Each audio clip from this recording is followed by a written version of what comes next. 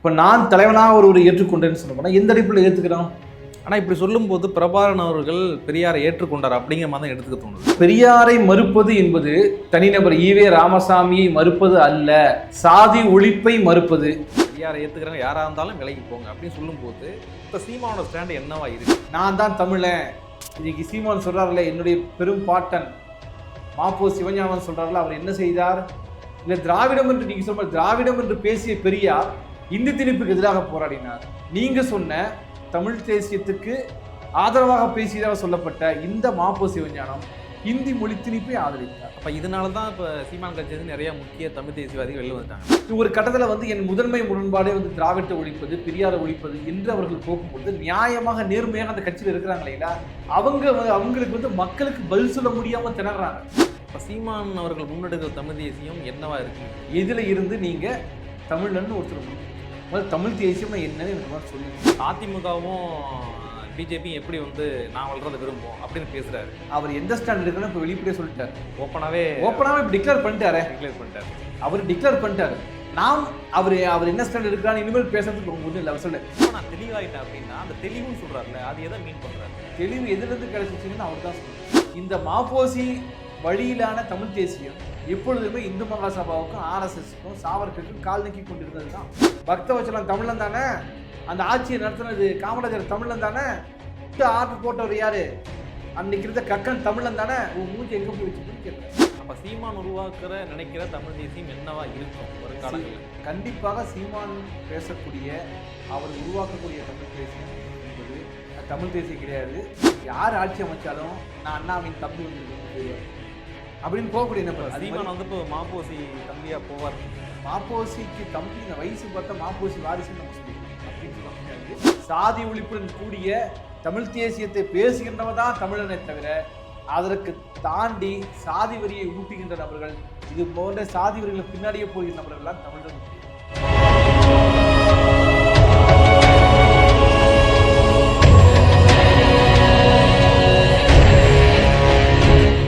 தமிழர் கழக நேயர்களுக்கு சக்தி மல்லிகரப்பாவின் பேரன்பும் பெருமகிழ்வும். இன்று நம்மோடு மக்கள் அதிகாரம் செய்தி தொடர்பாளர் மருது இணைந்திருக்கிறார். வணக்கம் மருது சார். வணக்கம். தமிழின தலைவர் பிரபாகரனே சொன்னாலும் பெரியாரை ஏற்றுக்க சொன்னாலும் நான் ஏற்றுக்க மாட்டேன், சப்போஸ் பெரியாரை ஏற்றுக்கிற தம்பிகள் இருந்தால் என்னை விட்டு போயிடுங்க அப்படின்னு சீமான் சொல்லியிருக்காரு. இந்த நிலைப்பாட்டை எப்படி பார்க்குறீங்க? தன்னுடைய நிலைப்பாட்டை முதன்முறையாக சீமான் தெளிவாக முன் வரையறுத்திருக்கிறார். இதற்கு முன்பு குழப்பமா அப்படி இப்படின்னு பேசியிருந்தார்.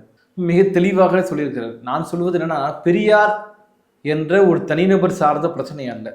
பெரியாரோ அம்பேத்கரோ, ஏன் உலகத்தில் உள்ள சமூகத்துக்கு போராடி எல்லா தலைவர்களுமே விமர்சனத்துக்கு அப்பாற்பட்டவர்கள் கிடையாது.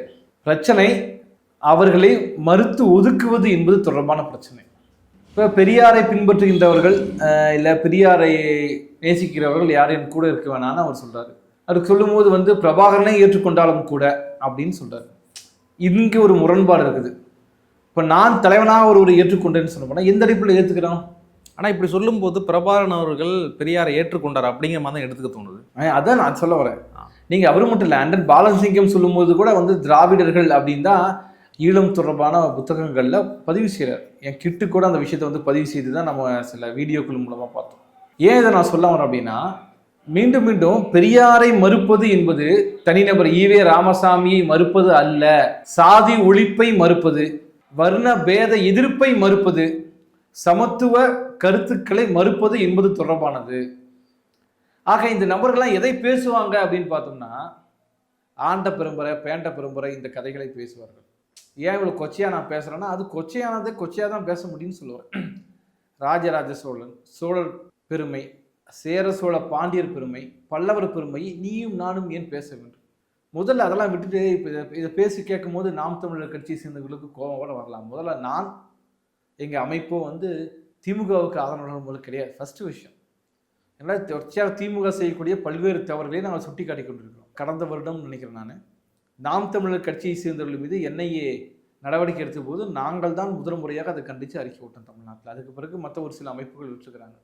ஏன் இதை நான் குறிப்பிட விரும்புகிறேன்னா, யார் எதை பேசினாலும் இவன் தெலுங்க, இவன் இந்த ஜாதிக்காரன் அந்த ஜாதிக்காரன், இவன் திராவிடன், இவன் கடுகு இப்படிலாம் முத்திரை கொடுத்ததை நிறுத்திட்டு நியாயமாக யார் நடந்தாலும் அநீதி நடந்தாலும் எதிர்க்கக்கூடிய ஒரு அமைப்பிலிருந்து, மக்கள் அதிகார அமைப்பிலிருந்து இந்த விஷயத்தை பேசணும்னு முதல்ல நீங்கள் பதிவு செஞ்சுக்கணும் ஃபர்ஸ்ட். இரண்டாவது விஷயம், தமிழ் தேசியம்னா முதல்ல என்ன, திராவிட கருத்துனா முதல்ல என்ன, எந்த சூழலில் பெரியார் ஆகட்டும் அதற்கு முன்னாடி இருந்தவர்கள் திராவிடம் என்ற கருத்தை உள்ள வாங்கினாங்க. திராவிடம் அப்படிங்கிறத பற்றி திராவிட சிசு என்பது ஆதிசங்கரர் 7வது நூற்றாண்டிலே சொல்கிறார். இதெல்லாம் பற்றி முதல்ல உங்களுக்கு தெரியுமா தெரியாதா? இதெல்லாம் தெரிஞ்சுக்கோங்க நான் சொல்ல வரேன். இதெல்லாம் நீங்கள் தெரிஞ்சுக்கிட்டு அதற்கு பிறகு பெரியாரையோ இல்லை திராவிட அமைப்புகள் இது போன்றவர்களை எதிரியாக நிறுத்துவது என்பது வேறு. அவருடைய கட்சியில் நெருக்கமாக இருந்த பல பேர் வெளியே வந்துட்டே இருக்காங்க. பெரியாரை ஏற்றுக்கிறாங்க, யாராக இருந்தாலும் விலைக்கு போங்க அப்படின்னு சொல்லும்போது இப்போ சீமானோட ஸ்டாண்டு என்னவா இருக்கு? இவருடைய அதாவது ஏற்கனவே தமிழ் தேசியம் பேசுகிறவர்களில் இரு பெரும் பிரிவுகள் இருக்குது. ஒன்று இடதுசாரி தமிழ் தேசியம் பேசியவர்கள், கூடவே சாதி ஒழிப்புடன் கூடிய தமிழ் தேசியம் பேசியவர்கள், இது ஒரு வகை.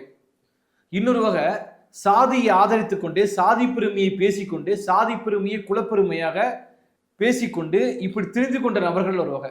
இந்த பக்கம் பார்த்தோம் அப்படின்னா பாவாணர்ல தொடங்கி பெருஞ்சித்திரனார் தமிழரசன் வரைக்கும் இது மிகப்பெரிய ஒரு வரலாறு இருக்கு. இந்த பக்கம் எடுத்துட்டோம்னா மாப்போசியோடைய தலைமையில மிகப்பெரிய ஒரு வரலாறு இருக்கு. இவர்கள் சாதிய பெருமை குலப்பெருமை எல்லாம் பேசிட்டே இருப்பாங்க. இப்போதெல்லாம் பெரியார் இந்தி எதிர்ப்பு போராட்டம் நடத்தினார்னு போகும்போதெல்லாம் அந்த நேரத்தில் நான் தான் தமிழன், இன்னைக்கு சீமான் சொல்றாருல என்னுடைய பெரும் பாட்டன் மாப்போ சிவஞானன் சொல்றாருல, அவர் என்ன செய்தார்? பெரியாருடைய அமைப்பை சேர்ந்தவர்கள் அன்றைக்கு தமிழர்கள் இந்தி திணிப்புக்கு எதிராக போராடி கையிலே தார் எடுத்துக்கொண்டு இந்தி மொழியை அழித்த போதெல்லாம் இவருடைய ஆட்களும் கூடவே இந்த ஹிந்தி வேணும் அப்படின்னு, இந்தி வேணும் என்பது மட்டுமல்ல, அவர்கள் மண்ணெண்ணெய் எடுத்துக்கொண்டு போய் ஊரை மேலே பூசப்பட்ட தாரை அழித்தார்கள் என்பது முக்கியம். அப்ப தமிழ் தேசியம் என்று பேசிய இல்ல திராவிடம் என்று நீங்க சொல்ற திராவிடம் என்று பேசிய பெரியார் இந்தி திணிப்புக்கு எதிராக போராடினார். நீங்க சொன்ன தமிழ் தேசியத்துக்கு ஆதரவாக பேசியதாக சொல்லப்பட்ட இந்த மாப்போ சிவஞானம் இந்தி மொழி திணிப்பை ஆதரித்தார். அப்ப இதனாலதான் இப்ப சீமான் கட்சி நிறைய முக்கிய தமிழ் தேசியவாதிகள் வெளில வந்துட்டாங்களா? தமிழ் தேசியம் பேசுகின்றவர்களுக்கும் திராவிட கருத்தில் பேசுகிறவர்களுக்கும் எப்போதும் ஒரு முரண்பாடு இருக்கு. ஆனா அந்த முரண்பாடு எப்படிப்பட்ட முரண்பாடு? முதன்மை இலக்கு வீழ்த்தப்பட வேண்டியது யாரு? சாதி வர்ண பேதமா திராவிடமா அப்படிங்கிற ஒரு முரண்பாடு வரும்பொழுது ஒரு கட்டத்தில் என் முதன்மை முரண்பாடே திராவிடத்தை ஒழிப்பது பெரியாரை ஒழிப்பது என்று அவர்கள் போகும்பொழுது நியாயமாக நேர்மையாக அந்த கட்சியில் இருக்கிறாங்க இல்லைங்களா, அவங்களுக்கு மக்களுக்கு பதில் சொல்ல முடியாம திணறாங்க. இப்ப இயல்பாகவே ஆதிக்க சாதி படுகொலைகள் பிரச்சனைகள்ல கண் முன்னாடி இங்க தமிழ் பேசக்கூடிய சாதியினர் யாருமே ஆணவ படுகொலை செய்வது கிடையாதா? இல்ல தமிழ் பேசக்கூடிய சாதியை சேர்ந்த யாருமே ஆதிக்க சாதி வன்முறைகள் செய்வது கிடையாதா? இந்த கேள்வியை அனுபவிக்கக்கூடிய, இந்த கேள்வியை கேட்கக்கூடிய சாதி ஆதிக்கத்தை அனுபவிக்கக்கூடிய நபர்கள் அந்த கட்சியில நேர்மையா இருந்து போவாங்களா? அவங்களாம் கொஞ்சம் கொஞ்சமா விலகிட்டே வராங்க. இருக்க முடியாதுங்கிற சூழ்நிலை சொல்ல வரேன். இப்ப யார் அங்க இருக்க முடியும் அப்படின்னா, நீங்க தாழ்த்தப்பட்ட தலித் தலைவர்கள், பட்டியலின சாதியை சேர்ந்த தலைவர்கள் பல பேர் எல்முருகனை போல பிஜேபியில போய் ஜாலரா அடிச்சிட்டு இருக்காங்கல்ல, இப்படிப்பட்ட நபர்கள் அந்த கட்சியில சஸ்டெயின் பண்ணி நீடித்து இருக்க முடியும். அதை தாண்டி உண்மையாகவே தமிழ்நாட்டை நேசிக்கக்கூடிய நபர்கள் இங்க இருக்க முடியாது. நான் என்ன கேட்கிறேன், எதுல இருந்து ஒரு நபரை தமிழ்னு நீங்க முடிவு செய்றீங்க? அப்ப சீமான் அவர்கள் முன்னெடுக்கிற தமிழ் தேசியம் என்னவா இருக்குன்னு நீங்க எதுல இருந்து நீங்க தமிழ்னு ஒருத்தர் முன் வைக்கிறீங்க? முதல்ல தமிழ் தேசியம்னா என்னன்னு எனக்கு மாதிரி சொல்லுங்க. அதுல முதலாளிகள் சுரண்டலை பற்றி உங்க கருத்து என்ன?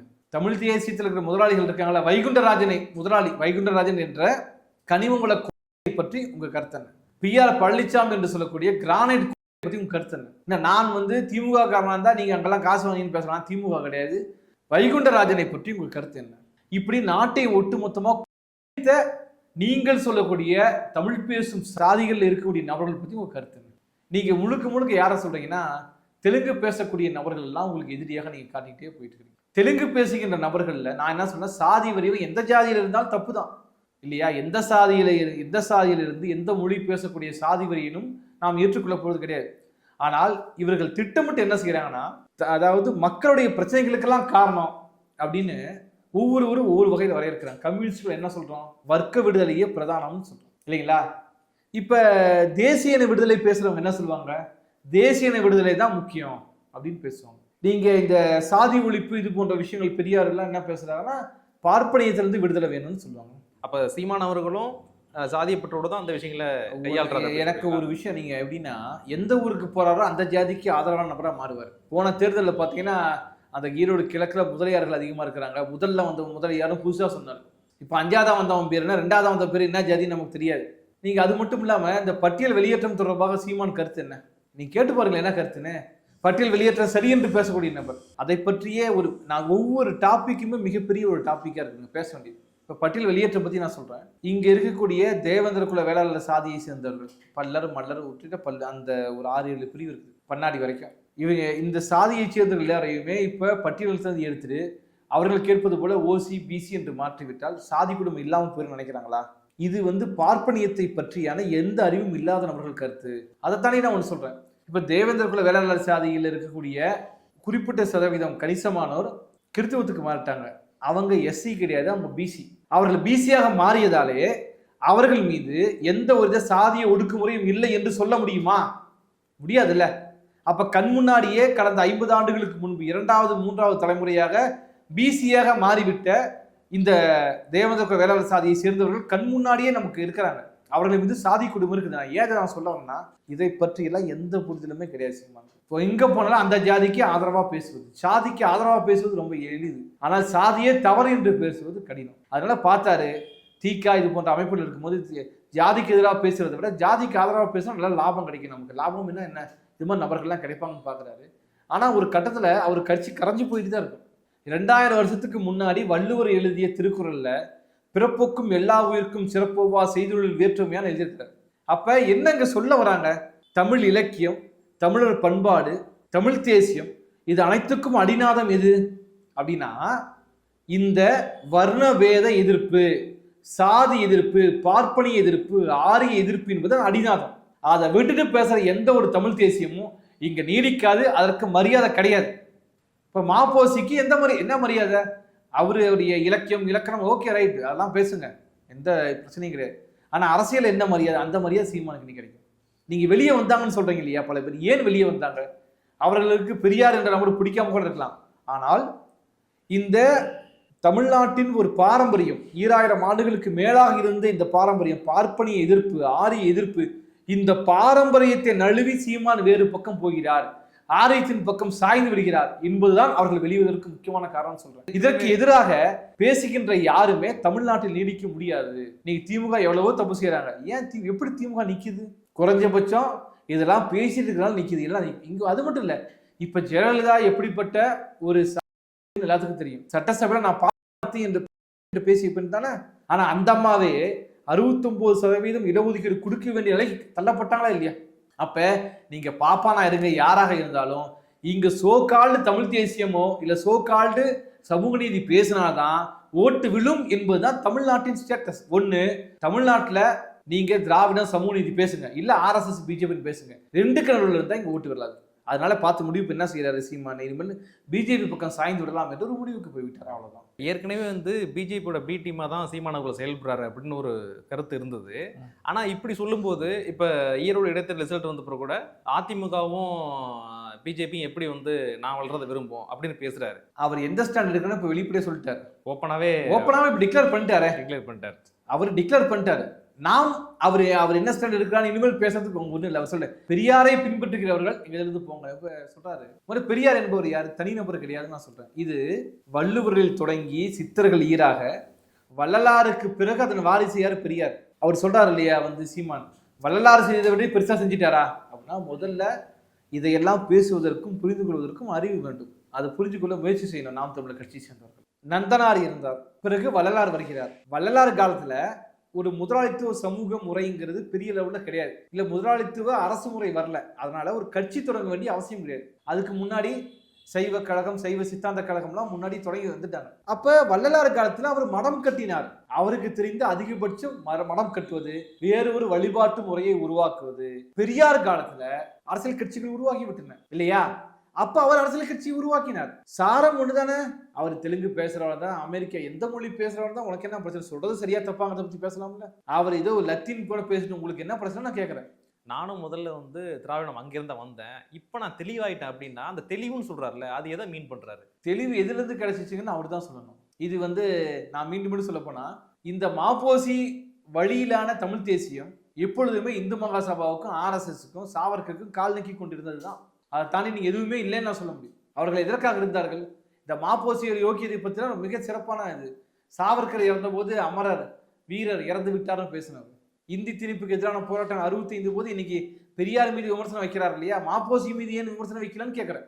1965 இரண்டாவது போராட்டத்தின் போது பெரியார் எதிராக இருந்தார். ஆமா, எதிராக இருந்தார். அதை மாற்று கருத்தே கிடையாது. அதன் மீது பெரியார் மீது நமக்கு விமர்சனம் இருக்கிறது என்ற மாற்று கருத்து கிடையாது. ஆனால் காமராஜர் என்ன செஞ்சார், கக்கன் என்ன செஞ்சார், இங்கதான் சீமானுடைய சாதி வெறி பல்லிழிக்கும் நான் சொல்ல வரேன். அந்த சாதி புத்தி எப்படி பல்லிழிக்கும்னா, தெலுங்கு பேசுற மக்களை எல்லாம் எதிரிகளாக காட்டுவதன் மூலமாக வெற்றி பெற முடியும் நினைக்கிறாரு. வெற்றி பெற முடியாது. நீங்க ஒரே ஒரு பிரச்சனை, 3 பேர், அதாவது நான் சொல்லக்கூடிய 3 பேருமே இந்தி எதிர்ப்பு போராட்டம், இரண்டாவது மொழி போராட்டத்துல எதிராக இருந்தாங்க. அந்த போராட்டத்துக்கு எதிராக இருந்தாங்க. 1 காமராஜர், 2வது கக்கன், 3வது பெரியார். அவர் பெரியார் ஏன் எடுத்தாரு, அதுக்கு ஒரு காரணம் அவர் சொல்றாரு. இந்த ஆட்சியை காப்பாற்றணுங்கிறதுக்காக நான் சப்போர்ட் பண்ணேன்னு சொல்றாரு. அவருக்காவது ஒரு காரணம் இருந்தது, நான் காமராஜரை காப்பாற்றணும். காமராஜருக்கு என்ன காரணம் இருந்துச்சு, கக்கனுக்கு என்ன காரணம் இருந்துச்சு? ஏன்னா இவரு என்ன சொல்றாரு, கக்கன் தான் எங்கள் தலைவர், காமராஜர் எங்கள் தலைவர்னு சீமான் பேசுறாருல்ல. அன்றைக்கு போலீஸ் துறை அமைச்சராக இருந்து இங்கே 100க்கும் மேற்பட்டவர்களை சுட்டது தமிழ்நாடு போலீஸ். அன்னைக்கு போலீஸ் துறை அமைச்சர் யாரு? அன்றைக்கு ஆட்சியில் இருந்தவர்கள் யாரு? பக்தவச்சலம் தமிழன் தானே. அந்த ஆட்சியை நடத்தினது காமராஜர் தமிழன் தானே. ஆர்டர் போட்டவர் யாரு? அன்னைக்கு இருந்த கக்கன் தமிழன் தானே. உன் மூஞ்சி எங்க போய் வச்சுக்கணும்னு கேட்கிறேன். நீ சொன்ன மாதிரி தெலுங்கராகவே இருக்கட்டும், இந்தி திணிப்புக்கு எதிர்ப்பு போராட்டத்துல இறந்து போனவர்கள் ஒருவர் கூட தமிழர் அல்லாத தாய்மொழியை கொண்டவர்களே கிடையாதா?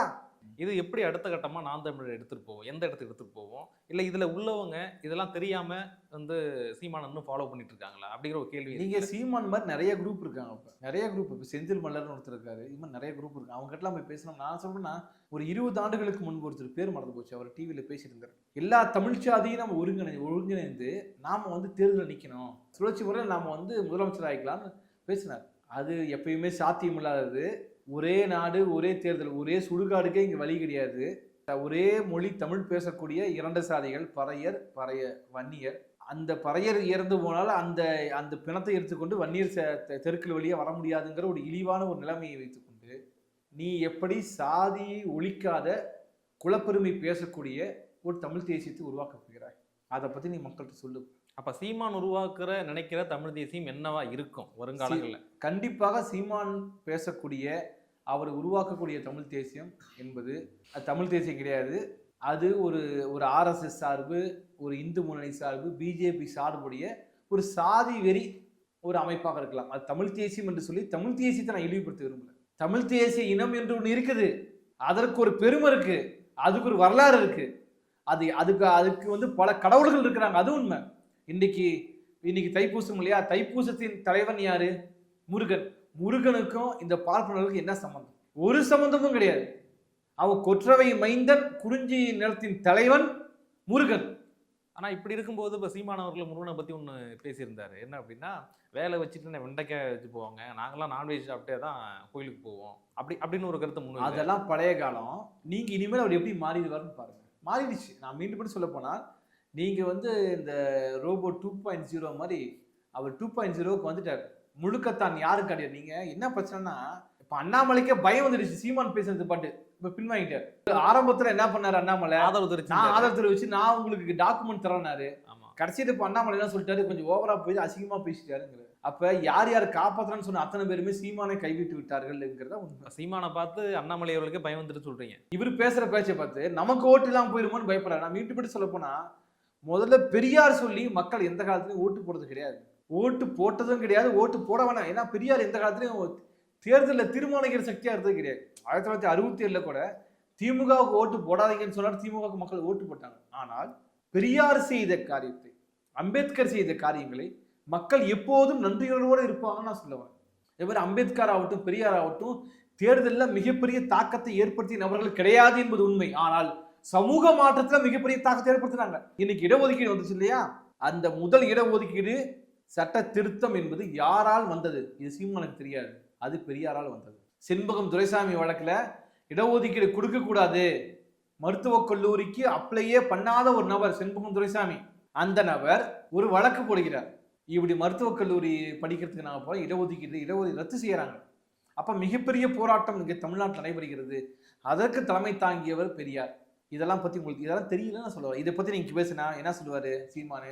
இடஒதுக்கீடு எங்களுக்கு தேவையில்லைன்னு. அவருக்கு பண ஒதுக்கீடு வருது, அது தேவை, இடஒதுக்கீடு தேவையில்லை. இப்ப இடஒதுக்கீடு தேவையில்லைன்னு வெளிப்படையா அவர் பேச ஆரம்பிக்கிட்டோம். கூட இன்னும் எத்தனை பேர் இருக்காங்கன்னு பாருங்க.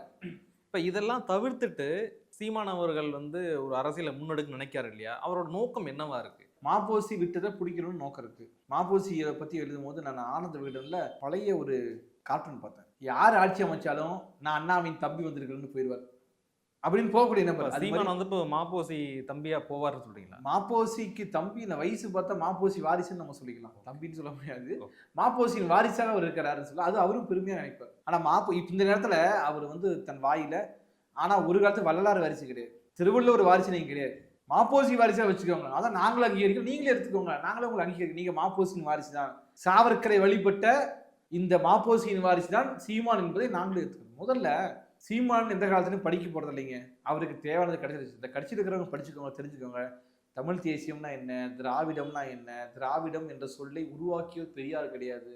பல பேர் பைத்தியகாரமா நினைச்சுக்கிறாங்க திராவிடம் என்ற சொல்லை பெரியார் உருவாக்கினார்னு. அரசியல் கட்சி உருவாக்கினவர் திராவிடம் என்ற பெயர்ல அரசியல் அமைப்பை உருவாக்கியவர் அவர் முதல்ல கிடையாது.